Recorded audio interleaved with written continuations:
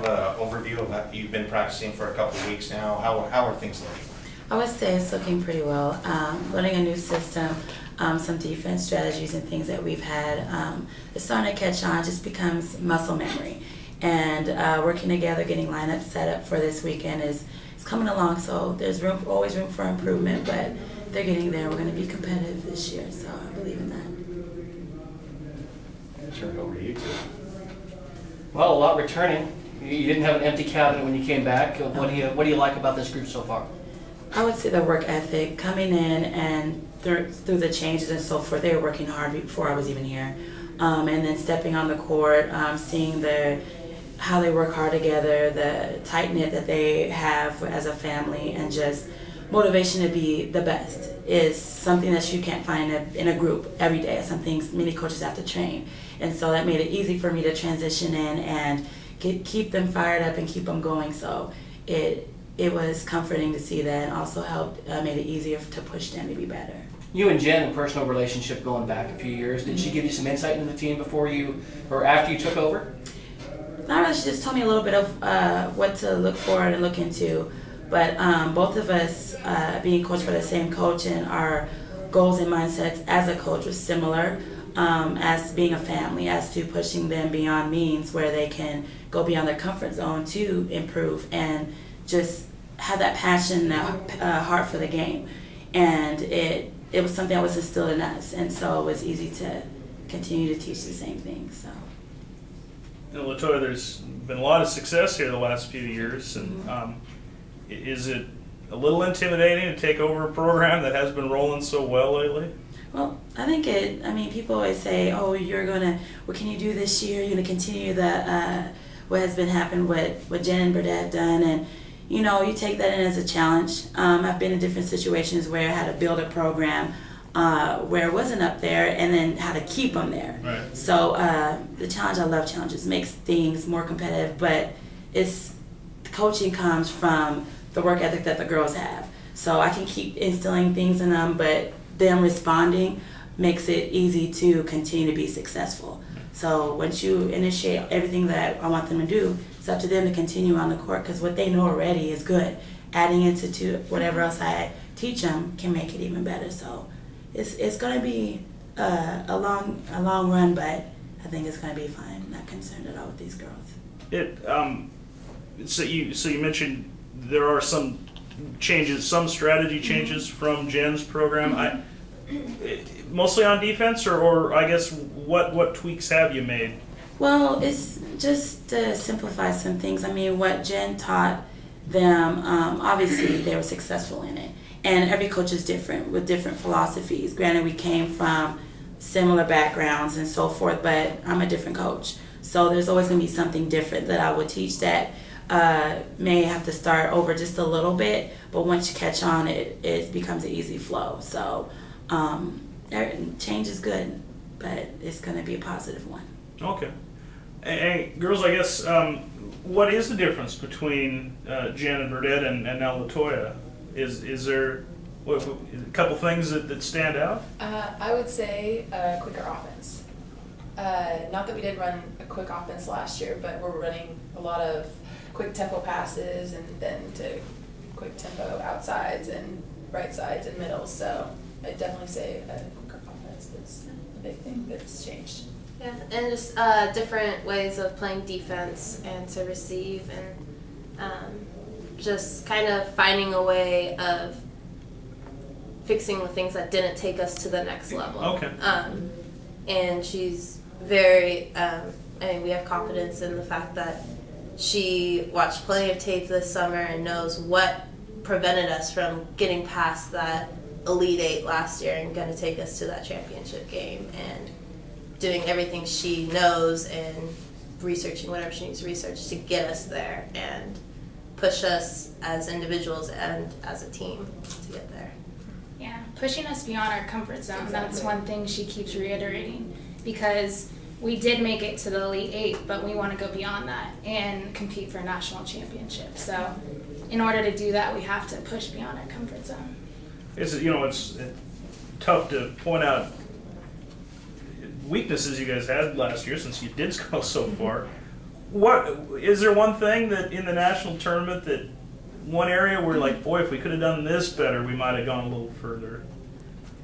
I think conditioning. We kind of got tired, you know, like, granted, we played a lot of games within a few days. It's going to happen, but I think that's really what's going to take us to the next game, is still being able to compete and not have our legs being tired from jumping or any of that. And even, I feel like defensive and serve receive, too, was kind of where we weren't quite as high as we should be, and I think some of the stuff she's bringing in will definitely take us there.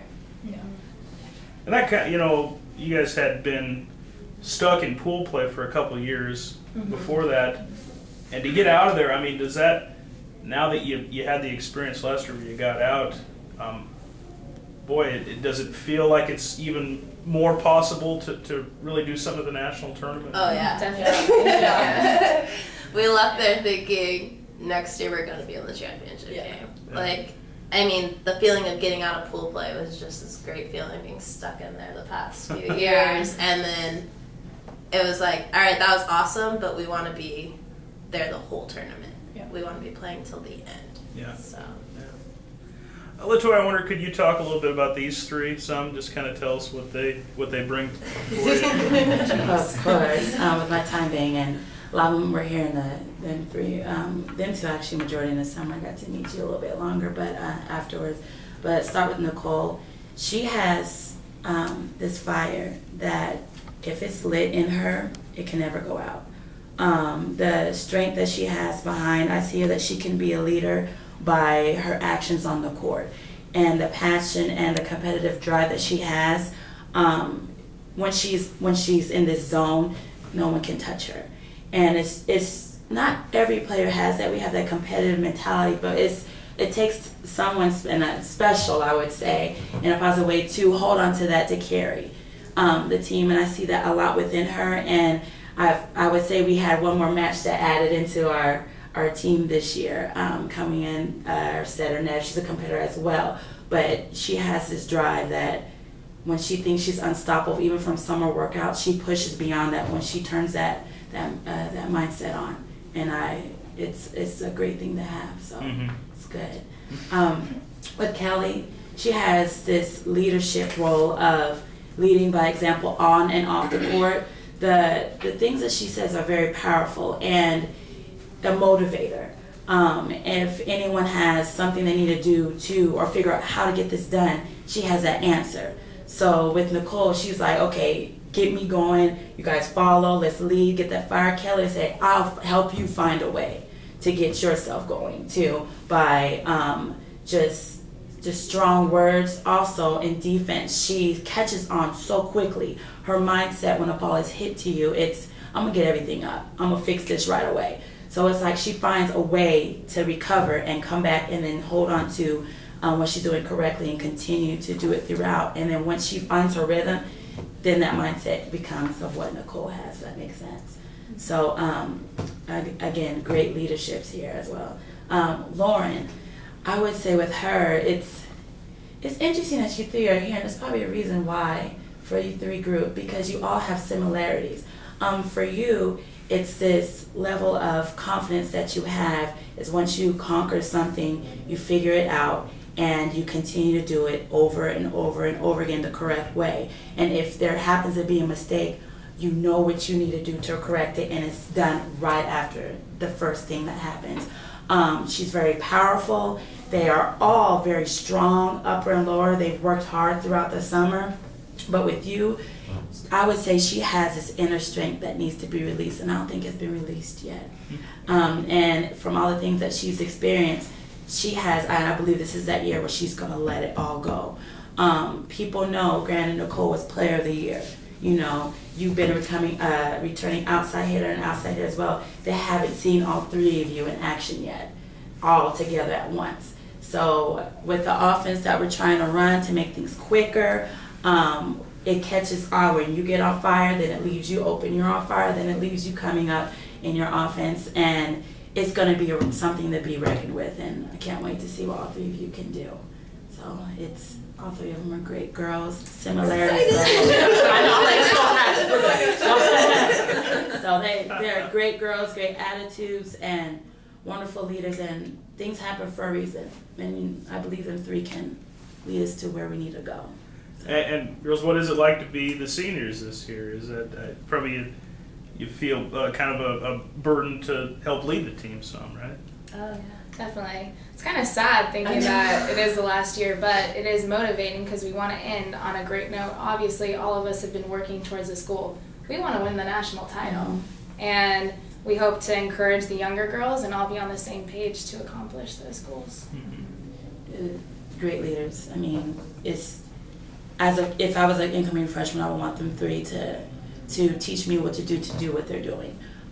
Because it's the leadership aspect is just amazing. Work ethic, mind focus, just all around is just something that they should be blessed to have, because some of them don't have seniors who can lead in that example of different programs, and these three are a perfect trio here that can get it going. So yeah. I guess, LaToya, you kind of talked about it some. Is it kind of better to come into a program where it's established and you're not building it up? I mean, there might be the expectations, but you don't have to do. I mean, you don't have to do a whole lot of work to change the culture around this place, right? I mean, not necessarily. The mindset is that a statement has been made the past 4 years. Now, what can we do to keep it and go beyond that, and what to expect to prepare? Because everyone right now is probably thinking about ways to compete against us, especially in our conference. So what can we do to be prepared for that and improve what we did last year, where our game is even better than it was, so they're not going to know who we are this year. So those are the things that we focus on and going to continue to focus on, so when the time arises that we're ready to compete, regardless of who we play against. And when it comes to that goal that we want to do for national championship, is we expect to do better, not hope for. Yeah. So I'm sorry, Bert. No, I was just going to do a long, drawn-out question based on that. One of the things that's impressed me with this team in the past is they've never seemed to let pressure get to them. I mean, they always have that kind of level. You're ranked number 7 in the preseason. You know, there's poor history records kept here, but it might be the highest ranking ever in the preseason. You have 3 first-team all-conference players, plus a setter that was an all-conference player. How do you not let that pressure or whatever get to you guys of all that? Confidence, like it's almost like, yeah, we have that recipe to be the best this year, and like, I don't know, it's just that feeling inside that's like, we have that recipe, therefore we're going to use it and we're going to accomplish that goal. And pressure, I don't feel pressure. Yeah, I was going to say pressure, you can either take it as a positive or a negative, and I think we've done a good job to use it as our motivation. Yeah, this is a good team, but we're going to step up to the challenge and we're going to beat them. Yeah. So yeah, I guess that is a confidence thing that we've all dealt with, and we believe in each other, we believe in ourselves, and we believe in our team. So. Yeah, we have faith in each other, big time, on this team. LaToya, could you talk a little about some of the other players who will be pretty prominent for you this season? Like we said, Nevena Dragovic, believe. Dragovic. Coming setter, transfer from Cal Baptist, competitive mentality. She loves quick offense, which is what we're focusing on, so it makes it easier to transition into that. I mean, we have our defensive players, Kelli Rector, Chelsea Shears, and Marlene Seaman, who know and all working extremely hard back row and catching on to defensive techniques that we're working on easily, and just very strong girls. And including incoming freshman Mallory, she's, I would say, one of the strongest players on this, in her legs, and her work ethic is just promising to see, because when you have defensive players who work just as hard back row as you guys do front row, it's a well-rounded program. And it makes it easy to support and know that your back row will have you in case when you're hitting or whatever else you're doing. Also, we have incoming freshman Ali Hubert. She played at Gresham in Gresham at Barlow High School, 6'1" setter. She knows offense. I've coached her in high school. Just some fixing she needs to do coming freshman, but when she catches on to some footwork, she can be very, very strong, especially at the net. Her setter dumps are just awesome. Other teams wouldn't be ready for that, even from previous years I've coached her. Also, we have Chelsea Strong. I'm getting her back in a rhythm. It's been a while from her playing in club, but she used to do high jump, can jump very well. Just getting her catching on to our offense and so forth. Again, everything is quick tempo, so a lot of incoming freshmen have no choice but to speed up their footwork. But other than that, we have a lot of good incoming freshman players. And we have Naomi, who's been around the program and just has improved tremendously in her role as a setter and defensive aspect. So I would say each player is improving on their personal techniques, what they need to do in order for this team to be whole. So Bree as well. Yeah, there we go. We have Bree, right side here, lefty. And as being a lefty myself, I'm excited to get her going on some offense things that, as a left-hander, the game is majority right-handed, and she can surprise people with what she can do and her jumping ability. So that'll be exciting to get her in the lineup because I don't think she played much last year, and so no one knows about her right now. So that's a little a little diamond in the rough we have here.